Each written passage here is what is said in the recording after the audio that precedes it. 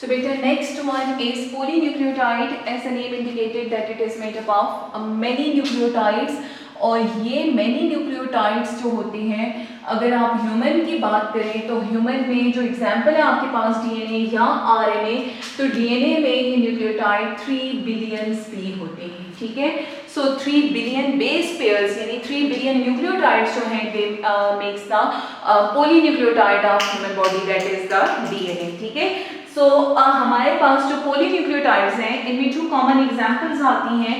एक हमारा डीएनए होता है जिसको डीऑक्सीराइबोन्यूक्लिक एसिड कहते हैं, और एक आरएनए है जिसको आप राइबोन्यूक्लिक एसिड कहते हैं।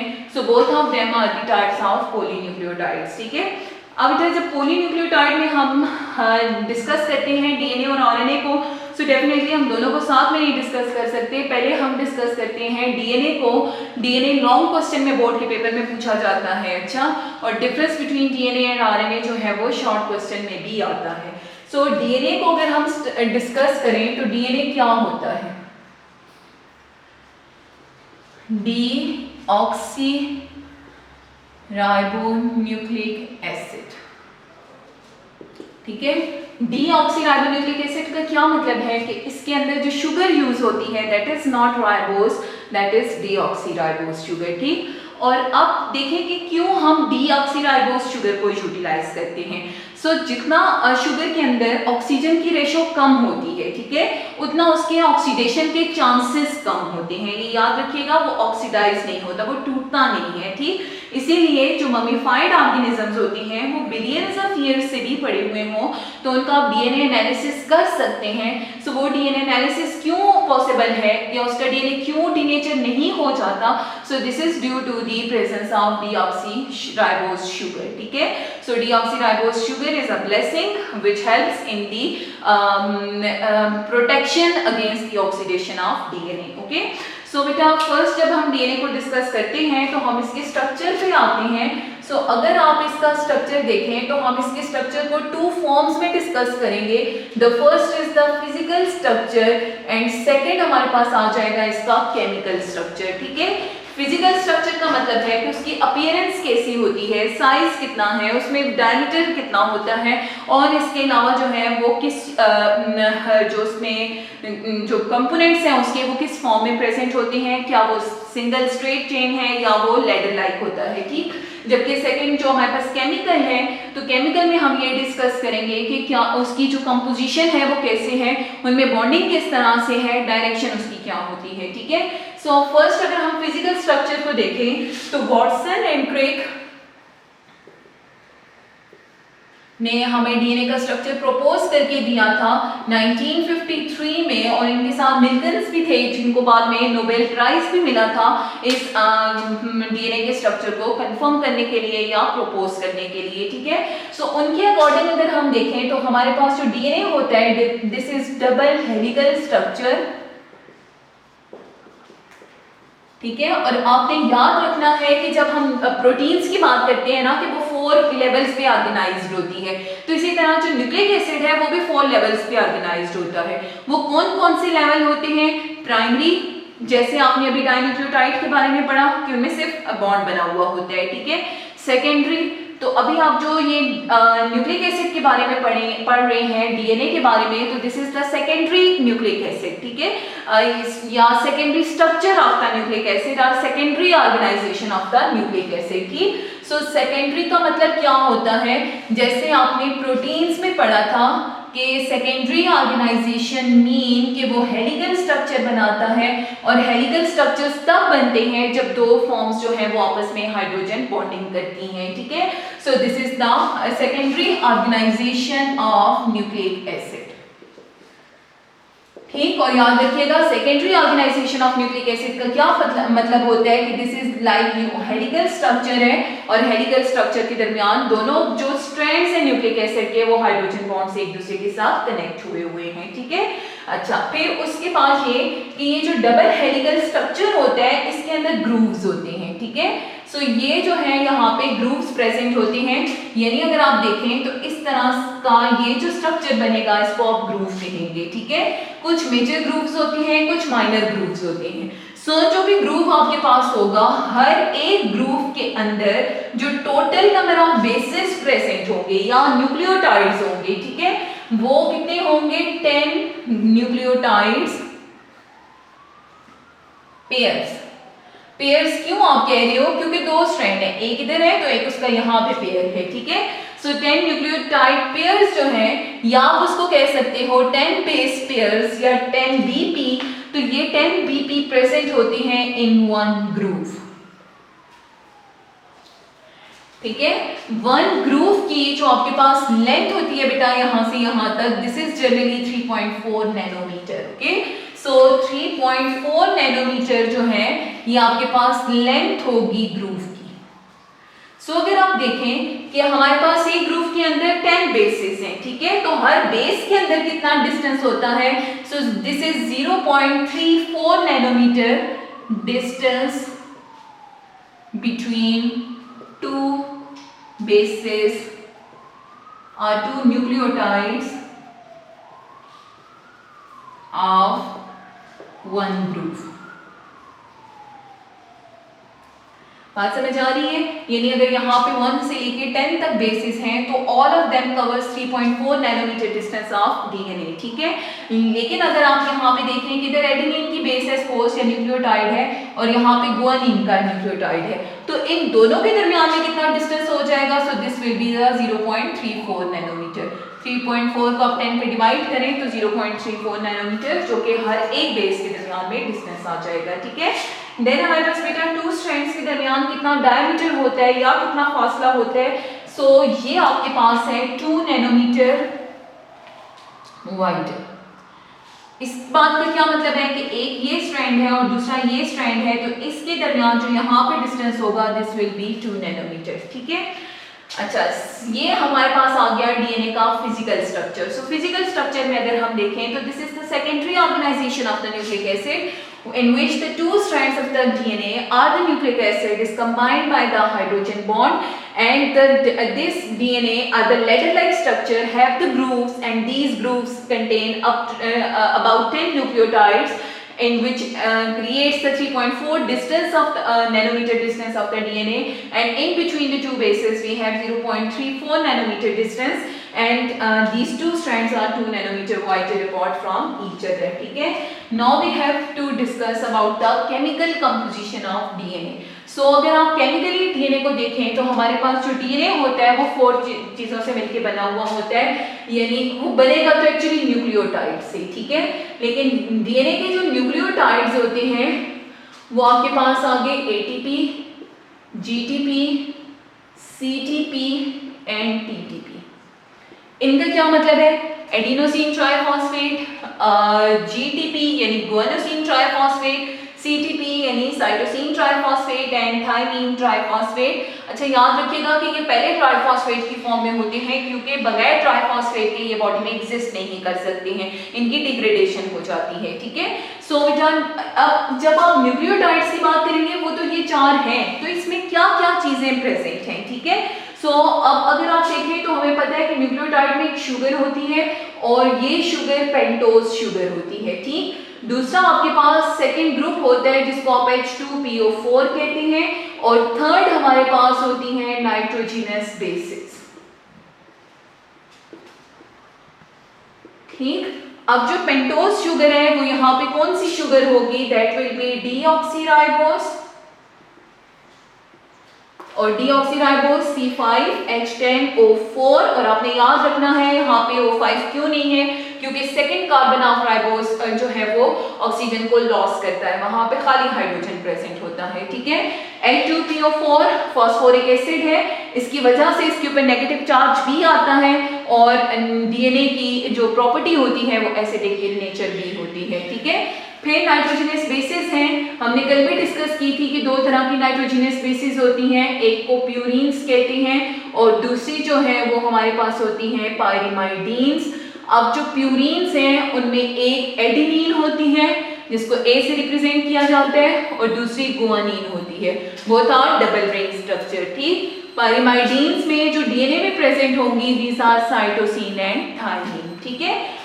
वही स्ट्रक्चर है कि पेंटोज शुगर के फर्स्ट कार्बन के ऊपर बेस अटैच होगी, सेकेंड कार्बन पे ऑक्सीजन नहीं प्रेजेंट होगी, थर्ड कार्बन पे हाइड्रोक्सिल प्रेजेंट होगा और फिफ्थ कार्बन के ऊपर जो है वो आपके फॉस्फेट ग्रुप अटैच होगा।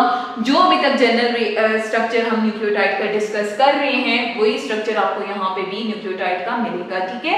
हाँ, लेकिन आपने एक चीज याद रखना है कि जब कभी भी हम डीएनए के न्यूक्लियोटाइड्स की बात करेंगे तो इनको रिप्रेजेंट किया जाता है डीएनटीपीज के साथ, ठीक है। अब डीएनटीपीज का क्या मतलब है?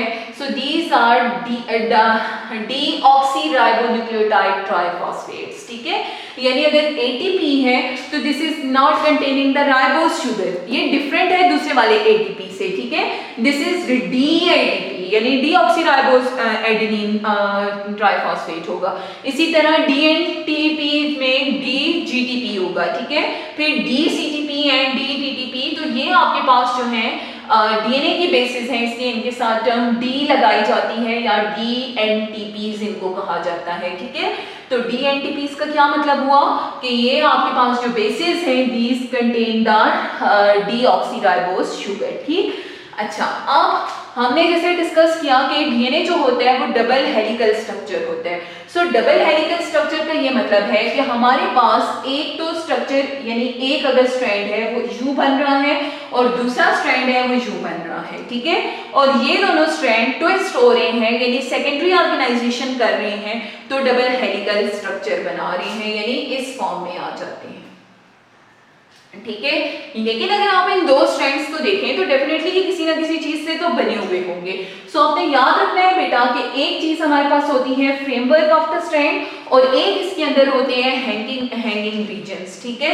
जो फ्रेमवर्क ऑफ द स्ट्रैंड होता है यानी ये जो रीजन है आपके पास जो स्ट्रैंड बनाएगा एक्चुअली वो किस किस से मिलके बना हुआ होता है? शुगर और फॉस्फेट से, ठीक है। सो शुगर और फॉस्फेट ये दोनों मिलके स्टैंड का बैकग्राउंड बनाते हैं या स्टैंड का फ्रेमवर्क बनाते हैं, ठीक है। सो ये अगर स्टैंड है तो इसमें भी क्या चीज प्रेजेंट होगी? शुगर एंड फॉस्फेट प्रेजेंट होगा, ठीक है।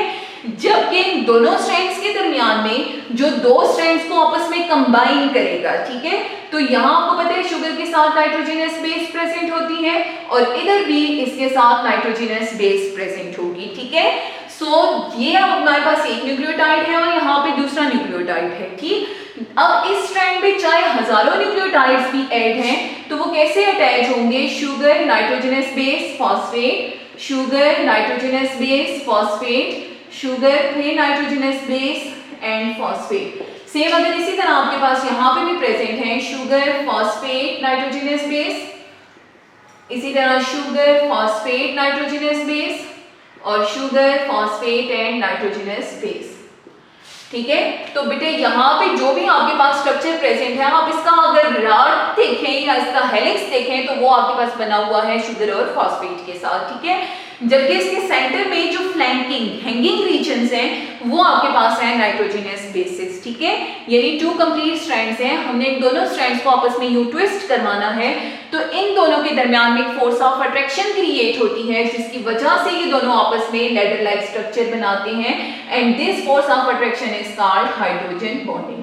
अब वो हाइड्रोजन बॉन्डिंग कैसे बनती है वो मैं आपको बताती हूँ, लेकिन आपने याद रखना है कि these two strands combine together by a bond that is called the hydrogen bond and hydrogen bond is formed between the nitrogenous bases of two opposite strands, ठीक है।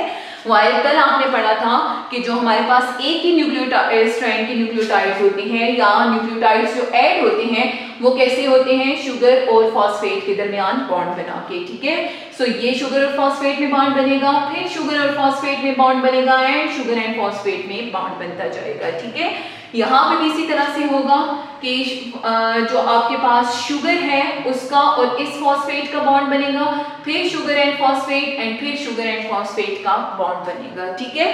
सो ये हमारे पास जो बॉन्ड है इस बॉन्ड को हमने क्या नाम दिया था? Phosphodiester bond. और ये कल मैंने आपको समझाया है कैसे बनता है, उसको वहां से आप देख सकते हैं। अच्छा, शुगर का OH ग्रुप थर्ड कार्बन पे और अगले न्यूक्लियोटाइड का फिफ्थ कार्बन का फॉस्फेट ग्रुप दोनों लिंक करते हैं। अब देखिए बेटा कि ये हमारे पास एक स्ट्रक्चर बन गया जिसको हमने डीएनए का स्ट्रक्चर कहा है, ठीक। लेकिन एक्चुअली ये इतना आसान नहीं बन जाता। ये कैसे बनता है, किस तरह से इसकी कंपोजिशन होती है।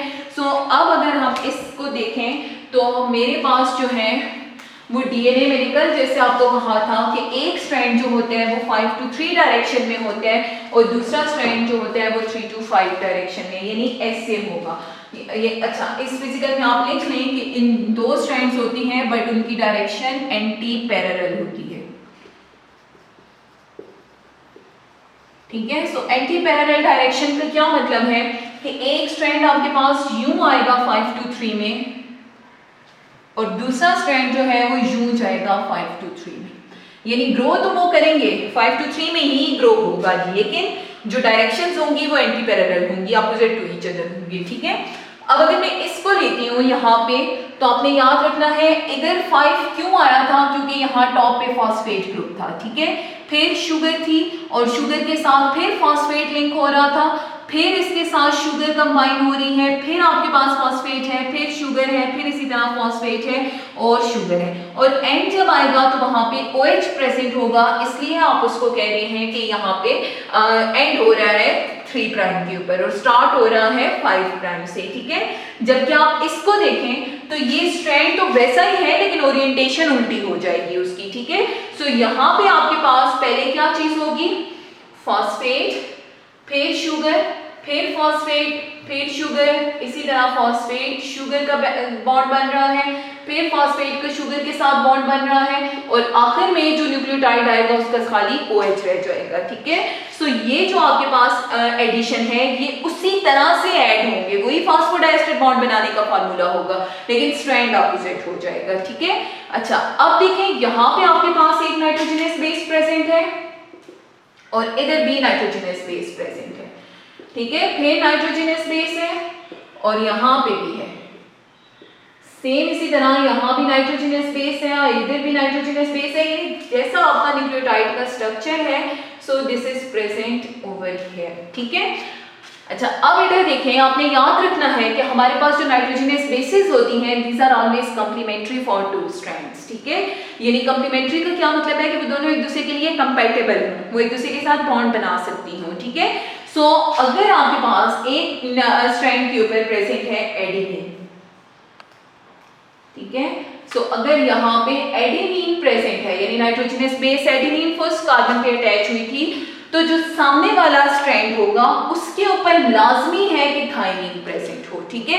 कि adenine will always make the hydrogen bond with the thymine, ठीक है। और दूसरी जो आपके पास है साइटोसिन, अगर सपोज यहाँ पे है तो यहाँ लाजमी है कि गुआनिन प्रेजेंट होना चाहिए, ठीक है। इधर अगर आपके पास थायमिन है तो थायमिन के सामने हमेशा एडेनिन होगा, ठीक है। और अगर इधर गुआनिन है तो इसके सामने साइटोसिन आ जाएगा।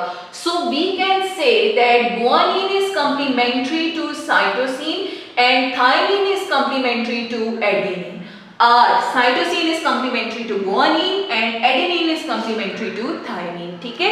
या आप ये कह सकते हो कि purine of one strand makes the bond with the pyrimidine of other strand, ठीक है। अब एक चीज और कि इन दो के दरमियान में जो बॉन्ड बनते हैं तो आपने याद रखना है कि एडेनिन और थायमिन में डबल बॉन्ड बनते हैं, हाइड्रोजन बॉन्ड, अच्छा, और साइटोसिन और गुआनिन में ट्रिपल बॉन्ड बनते हैं। अब ये कैसे बनते हैं, इसके लिए आप जरा इन स्ट्रक्चर्स में आए। तो बेटा देखें, सबसे पहले ये जो स्ट्रक्चर मैंने ड्रॉ किया हुआ है दिस इज थायमिन और ये आपके पास है एडेनिन। अब मैंने आपसे कहा कि एडेनिन और थायमिन में 2 बॉन्ड बनते हैं और दोनों हाइड्रोजन बॉन्ड होते हैं, ठीक।